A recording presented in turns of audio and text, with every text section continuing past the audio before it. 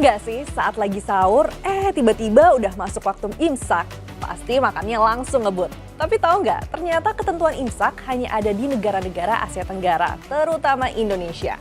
Gimana ceritanya? Yuk simak di Muslimpedia, Ensiklopedia Muslim Nusantara. Imsak, kata itu seringkali kita dengar di bulan puasa. Bahkan biasanya seruan ini sering dikumandangkan di masjid-masjid 10 menit sebelum masuknya waktu sholat subuh. Ternyata tradisi imsak hanya dikenal di wilayah Asia Tenggara aja, khususnya Indonesia. Bahkan di zaman Nabi Muhammad SAW, tidak ada imsak seperti yang dikenal umat Islam Indonesia saat ini. Kalau begitu, kapan dong kita memulai puasa?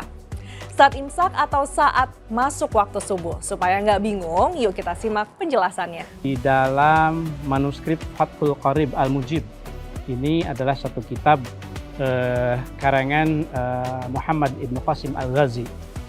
Di situ dijelaskan bahwa yang namanya puasa, asyam, itu maknanya adalah al-imsak, lughatan, menahan.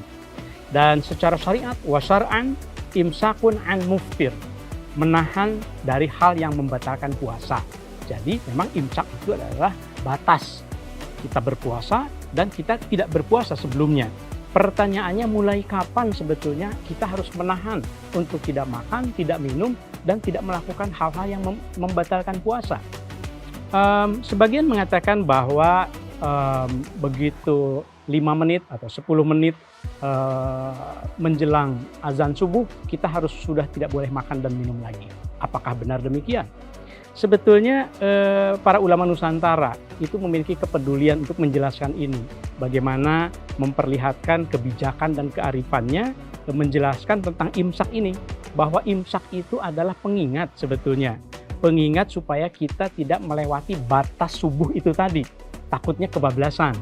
Misalnya, ini ada satu kitab, Hilyah As-Sibyan fi Syahri Ramadan.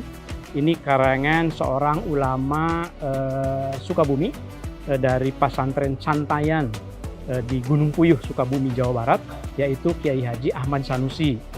Nah, di dalam Hilyah As-Sibyan ini, Ajengan Sanusi, demikian biasanya beliau disapa, menjelaskan pasal ke-8 mertelakeun kasunatanana puasa.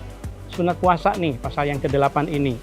Ari kasunatan puasa eta aya genep, ada 6 katanya. Hiji ngakhirkeun sahur.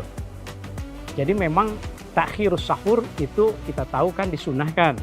Kalawan sakira-kira ulah matak tiba kana mangmang fajar. Jadi mengakhirkan sahur tapi jangan sampai juga melewati batas fajar.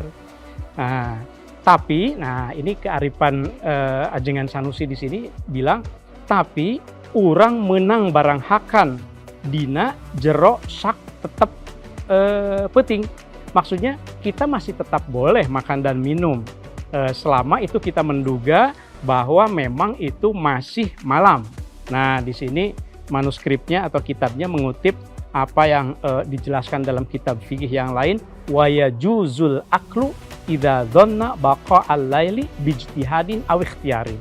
Jadi masih boleh makan dan minum atau melakukan hal-hal yang lain termasuk berhubungan suami istri apabila mengira bahwa masih ada malamnya, belum masuk ke dalam waktu subuh. Nah, tetapi bagian dari kebijaksanaan itu dibatasi juga oleh Ajengan Sanusi. Lamun barang hakan atau nginum memeh fajar kalawan ijtihadna masih keneh penting, tetapi ternyata geus beurang. Di sini disebutkannya itu sudah fajar.